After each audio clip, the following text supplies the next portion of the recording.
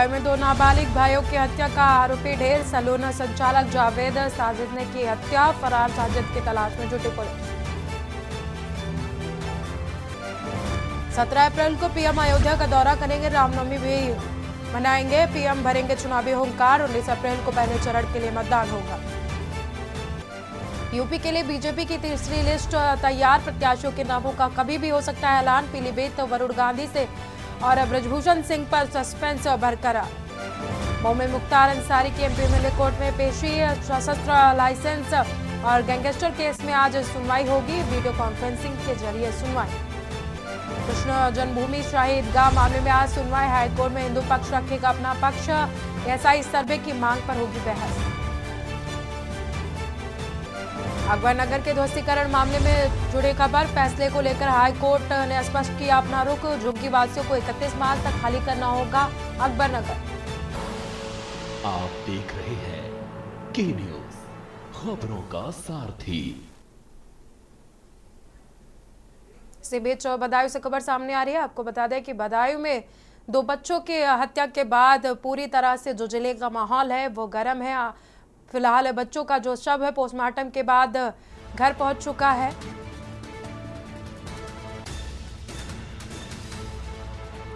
तनाव को देखते हुए भारी पुलिस बल के साथ पैरामिलिट्री फोर्स को भी तैनात किया गया है। बदायूं में आईजी राकेश सिंह अधिकारियों के साथ मौजूद है।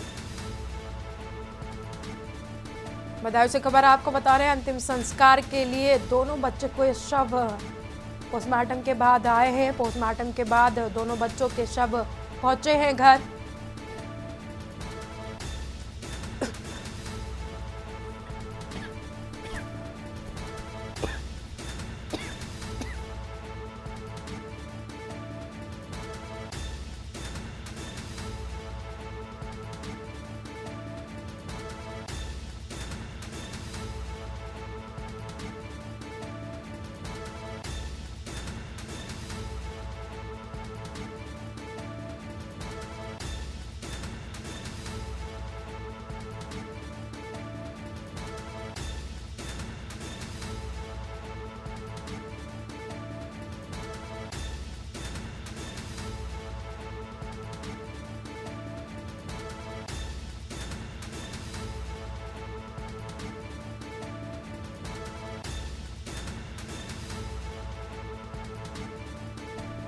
आईजी राकेश सिंह अधिकारियों के साथ मौके पर मौजूद हैं। बदायूं से खबर आपको बता रहे हैं जहां पर अंतिम संस्कार के लिए दोनों बच्चों के शव को लाया गया है। पोस्टमार्टम के बाद दोनों बच्चों के शव को घर पर लाया गया था।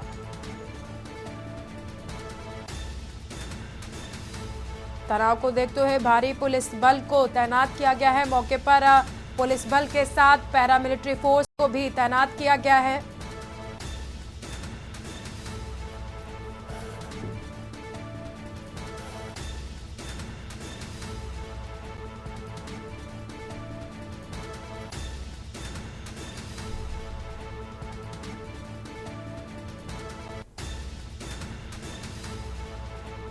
आईजी राकेश सिंह अधिकारियों के साथ मौके पर मौजूद हैं। बदायूं से खबर आपको बता रहे हैं जहां पर अंतिम संस्कार के लिए लाए गए हैं दोनों बच्चों के शव। पोस्टमार्टम के बाद दोनों बच्चों के शव को लाया गया। तनाव को देखते हुए भारी पुलिस बल को तैनात किया गया है। इसके साथ ही पैरामिलिट्री फोर्स को भी तनाव को देखते हुए तैनात किया गया है। आईजी राकेश सिंह अधिकारियों के साथ मौके पर मौजूद हैं।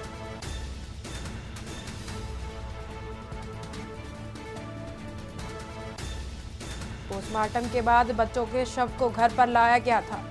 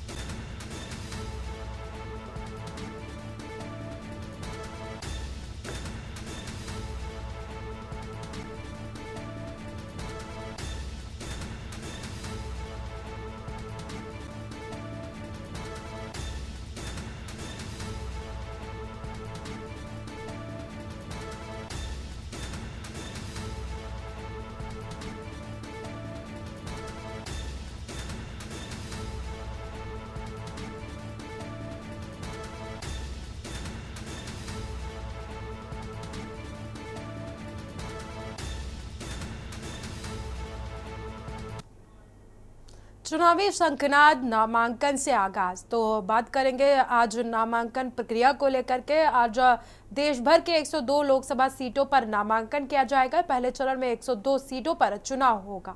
17 राज्य 4 केंद्र शासित प्रदेशों की 102 सीटों पर चुनाव के लिए आज नामांकन पत्र दाखिल करने की अंतिम तारीख जो रखी गई है वो 27 मार्च तक रखी गई है।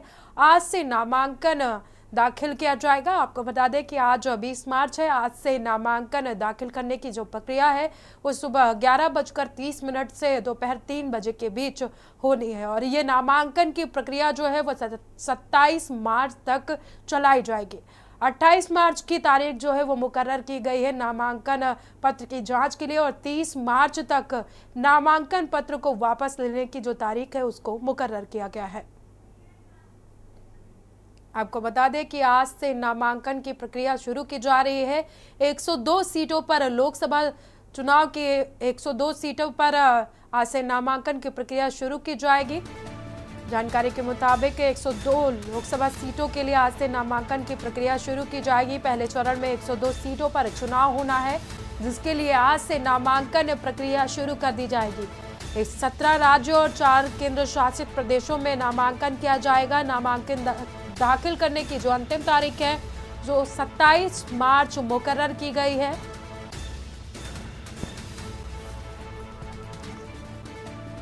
अट्ठाईस मार्च को नामांकन पत्र की जांच की जाएगी। वहीं 30 मार्च को नामांकन पत्र वापस लेने की जो तारीख है उसको मुकर्रर किया गया है। नामांकन दाखिल करने के लिए अंतिम तिथि जो रखी गई है 27 मार्च।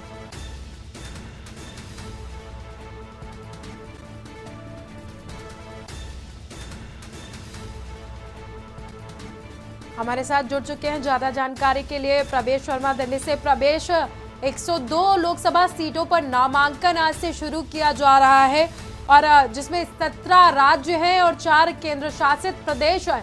क्या कुछ पूरी जानकारी है?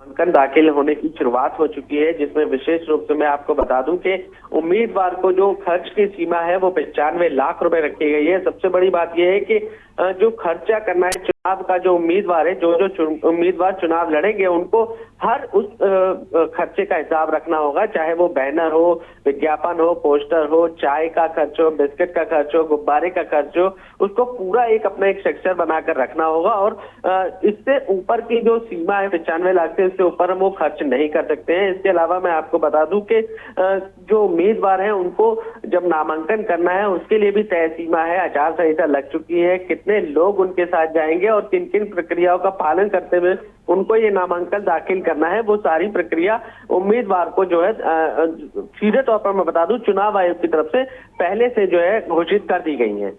जी प्रवेश, जिस तरह से आज 102 सीटों पर नामांकन पत्र दाखिल किए जाएंगे और पहले चरण में 19 अप्रैल को चुनाव होने हैं, क्या कुछ स्थिति बन पा रही है? क्या कुछ चुनावी माहौल देखने को मिल रहा है?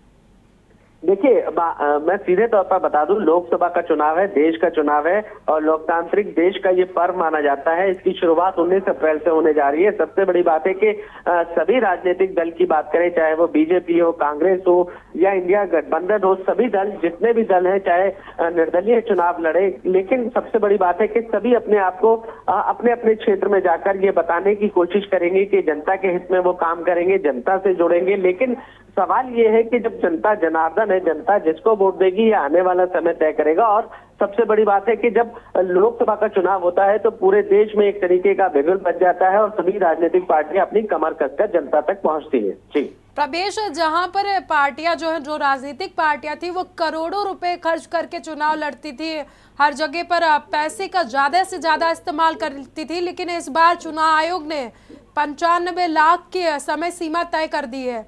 तो कहीं ना कहीं देखा जा रहा है कि चुनाव आयोग ने जो करोड़ों का खर्चा होता था उस पर लगाम लगाने की कोशिश की है। तो क्या इस बार चुनाव में, जो लोकसभा चुनाव होने वाला है, इसमें जो करोड़ों रुपए के खर्च होता था उस पर लगाम लगने की स्थिति बन पा रही है? बिल्कुल, देखिए मैं आपको बता दूं कि जब भी चुनाव होते हैं तभी जो है चुनाव आयोग एक सीमा तय करता है खर्चे की, लेकिन अक्सर हमने देखा है कि कई बार कैंडिडेट उससे ऊपर भी चले जाते हैं, लेकिन इस बार चुनाव आयोग ने सीधे तौर पर कहूँ सख्ती दिखाते हुए सीधा एक स्ट्रक्चर मांगा है जिसमें एक एक खर्चे का ब्यौरा देना होगा। सबसे बड़ी बात है कि लोकसभा चुनाव के लिए जो है 95 लाख रुपए की राशि रखी गई है, तो विधानसभा चुनाव के लिए 40 लाख रुपए की राशि रखी गई है। और सीधे तौर पर मैं बता दूं, इसके लिए चुनाव आयोग एक टीम की गठन कर चुका है जो उम्मीदवार के खर्चे का ब्यौरे को समय समय पर जाकर जांच भी करेगा। जी बहुत बहुत शुक्रिया आपका प्रवेश हमारे साथ जुड़ने के लिए और जानकारी दर्शकों तक पहुंचाने के लिए। 102 लोकसभा सीटों पर आज से नामांकन प्रक्रिया शुरू की जा रही है।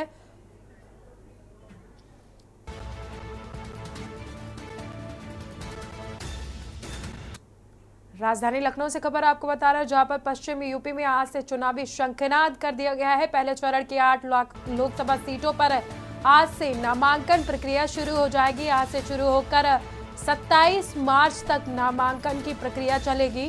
25 मार्च को होली के चलते रहेगा अवकाश।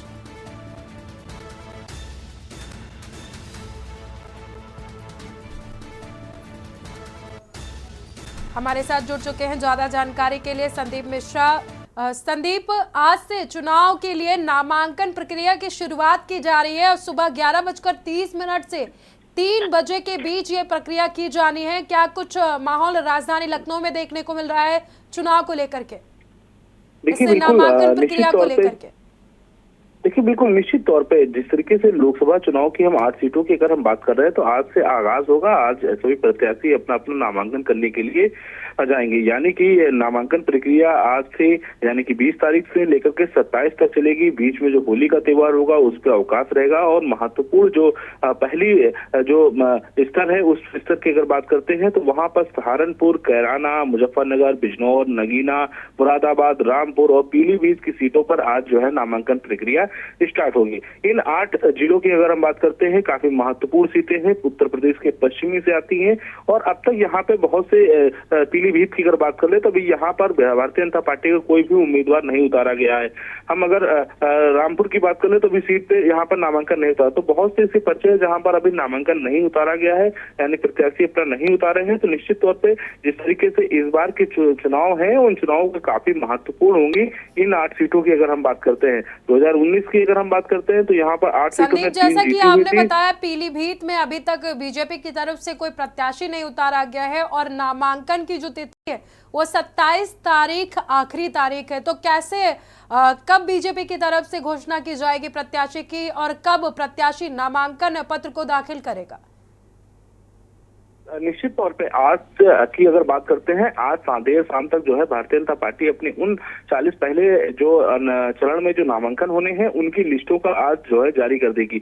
यानी कहीं ना कहीं जो सूत्र बताते हैं कि आज देर शाम जो बैठक होगी उसके बाद से जो है इस लिस्ट को जारी कर दिया जाएगा। यानी कि साथ है यहाँ पर कई नामों पर चर्चाएं तेज चल रही है। पीलीभीत की अगर हम बात करते हैं तो वरुण गांधी का नाम पहले चल रहा था, लेकिन फिर से भारतीय जनता पार्टी वहां पे दांव खेलेगी कि नहीं खेलेगी ये महत्वपूर्ण होगा। लेकिन साथ है कि आज से नामांकन प्रक्रिया का आगाज हो जाएगा और नामांकन प्रक्रिया के आगाज से सभी प्रत्याशी अपना अपना नामांकन करते नजर आएंगे। हालांकि 8 सीटें काफी महत्वपूर्ण है, उत्तर प्रदेश की पश्चिमी सीटें हैं जहां पर अब तक की अगर हम बात करते हैं तो इनमें से 3 सीट पर बीजेपी ने जीत दर्ज की थी, जहां पर भारतीय जनता पार्टी ने अपना परचम लहराया था। तो वहीं पर अगर बात करते हैं 8 में से जो है 2 सीटें जो है वो निकाली हुई थी। तो कहीं ना कहीं इन सीटों की अगर चर्चाएं की जाए तो एक महत्वपूर्ण सीटें हैं, 8 सीटें हैं और इसको लेकर के नामांकन प्रक्रिया आज से शुरू हो जाएगी। बहुत बहुत शुक्रिया आपका दर्शकों तक जानकारी पहुंचाने के लिए। आज से यूपी की 8 लोकसभा सीटों पर नामांकन पत्र की जो प्रक्रिया है उसको शुरू किया जाएगा। आज से नामांकन दाखिल किया जाएगा।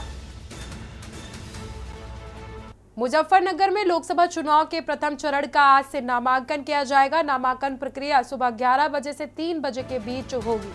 नामांकन की प्रशासन ने सभी तैयारियां पूरी कर ली हैं।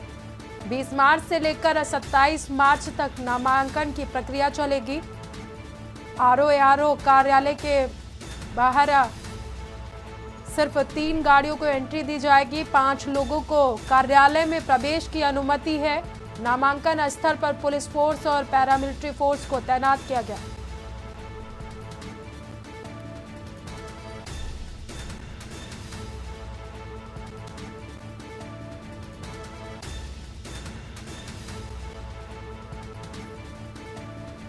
नामांकन स्थल पर पुलिस फोर्स तैनात की गई है।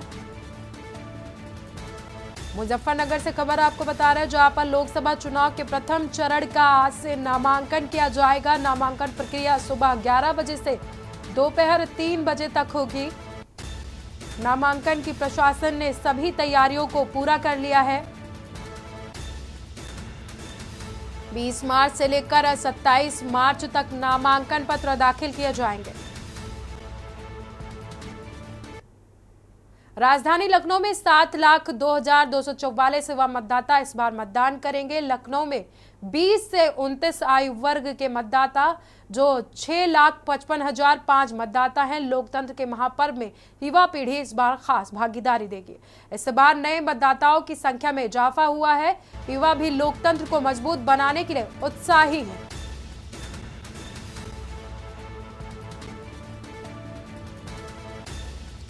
लोकतंत्र के महापर्व में युवाओं की भागीदारी खास होगी। इस बार नए मतदाताओं की संख्या में इजाफा देखने को मिल रहा है।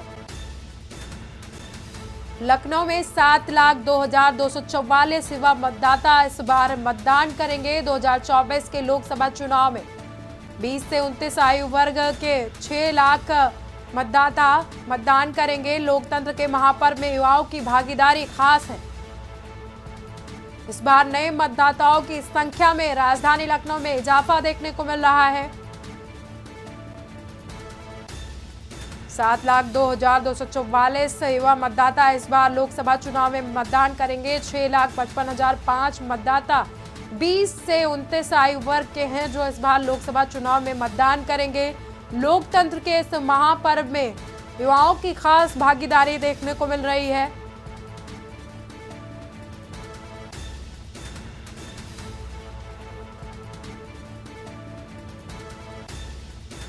20 से 29 आयु वर्ग के जो मतदाता हैं, तकरीबन 6,55,005 मतदाता इस बार 2024 लोकसभा चुनाव में मतदान करेंगे।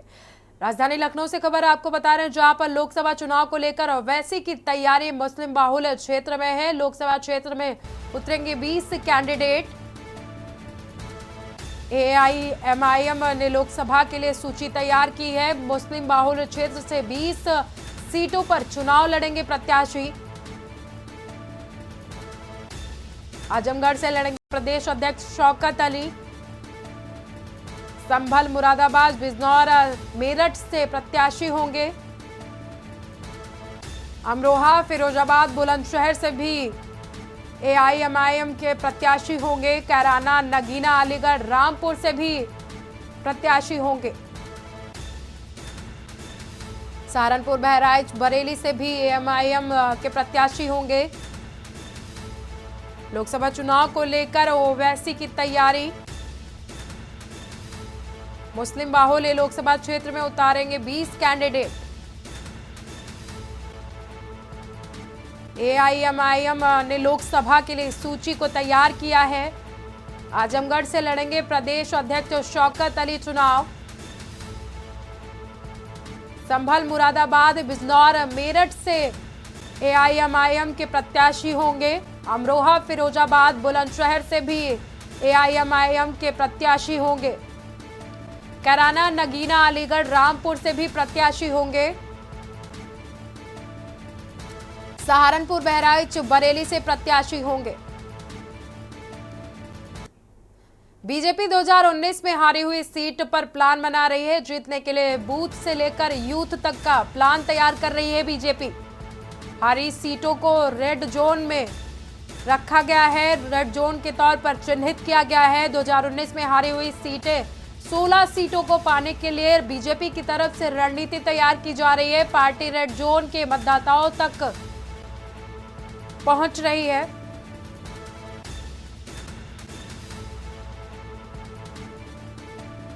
इन सीटों के समीकरणों को साधने के लिए नजर रख रही है बीजेपी। बूथ से लेकर यूथ तक रखी जा रही है नजर।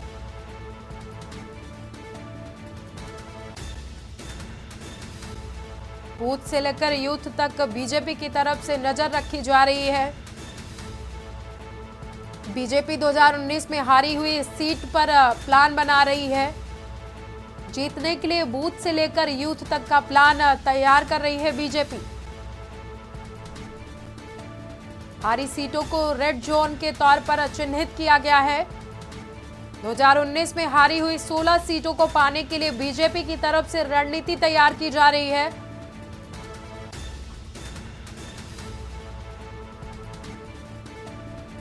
पार्टी रेड जोन के मतदाताओं तक बढ़ा रही है पहुंच।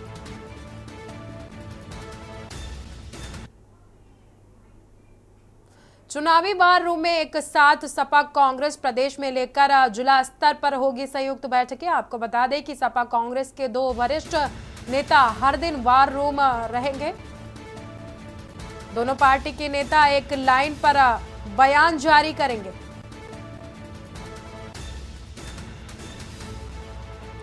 सपा कांग्रेस के 2 वरिष्ठ नेता हर दिन वार रूम में रहेंगे। दोनों पार्टी की नेता एक लाइन पर बयान जारी करेंगे। लखनऊ से खबर आपको बता रहे हैं, चुनावी वार रूम में एक साथ रहेंगे सपा और कांग्रेस के नेता। प्रदेश से लेकर जिला स्तर पर होगी संयुक्त बैठकें। सपा कांग्रेस के 2 वरिष्ठ नेता हर दिन वार रूम में रहेंगे। दोनों पार्टी के नेता एक लाइन पर बयान जारी करेंगे।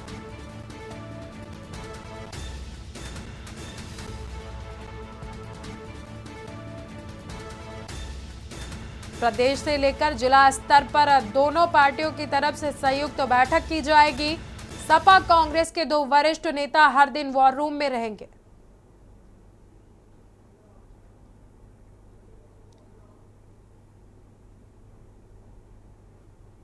बीएसपी जल्द जारी कर सकती है प्रत्याशियों की सूची। आपको बता दें कि 1 से 2 दिन में बीएसपी की तरफ से लोकसभा चुनाव के लिए प्रत्याशियों की सूची जारी की जाएगी। पहली सूची जारी की जाएगी। मायावती ने उम्मीदवारों के नाम को अंतिम रूप दिया है। बीएसपी चरणवार जारी करेगी प्रत्याशियों की सूची। बीएसपी के कई वर्तमान सांसद पार्टी छोड़कर जा चुके हैं। बड़े पैमाने पर नए चेहरों को मैदान में उतार सकती है बीएसपी।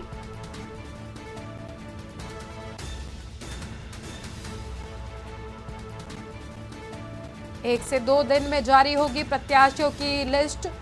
मायावती ने उम्मीदवारों के नामों को अंतिम रूप दिया है। बीएसपी चरणवार जारी करेगी प्रत्याशियों की सूची। लोकसभा चुनाव की तैयारी में लगे हुए हैं सभी दल। आपको बता दें कि सपा बसपा भाजपा की तैयारियों पर एक नजर बीजेपी ने अपने पन्ना प्रमुख को किया है एक्टिव। बूथ मैनेजमेंट के लिए अलग अलग टीमें गठित की गई हैं। राजनाथ सिंह को जिताने के लिए रखा गया है लक्ष्य। जिताने के लिए 5 लाख मतों का लक्ष्य रखा गया है। समाजवादी पार्टी बड़ी रैली कर रही है। वोटर तक पहुंचने के लिए सोशल मीडिया का करेंगे इस्तेमाल। सोशल मीडिया का इस्तेमाल किया जाएगा। महिला वोटर तक पहुंचने के लिए महिला विंग पर काम करेगी। बसपा ने अभी 2 सीटों पर प्रत्याशी घोषित नहीं किए हैं। मोहनलालगंज लखनऊ सीट पर प्रत्याशी घोषित नहीं है। बसपा में बैठकों के साथ ही प्रचार लगातार जारी है। टिकट का ऐलान राष्ट्रीय अध्यक्ष मायावती करेंगी। बसपा वोटरों को वोट डालने के लिए प्रेरित भी करेगी।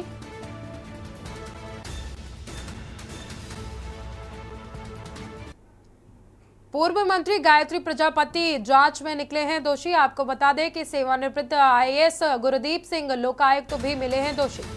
खनन का पट्टा नियम विरुद्ध परमिट देने का मामला जांच करने वाले वसूली करने की संस्तुति की लोकायुक्त संगठन ने राज्य सरकार को सौंपे प्रतिवेदन।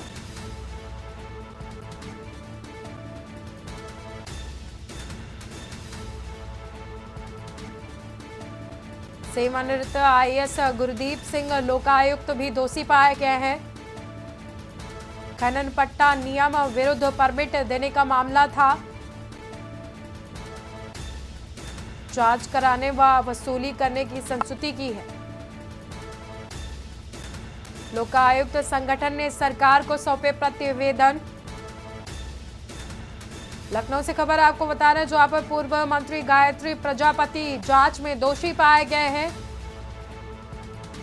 सेवानिवृत्त आईएएस गुरदीप सिंह लोकायुक्त भी दोषी।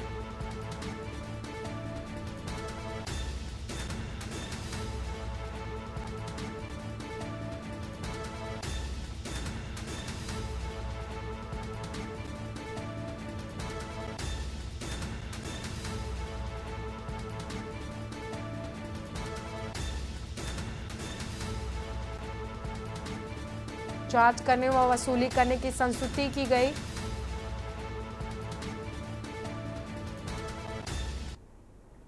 फिलहाल इस बुलेटिन में इतना ही। देखते रहिए के न्यूज़ इंडिया।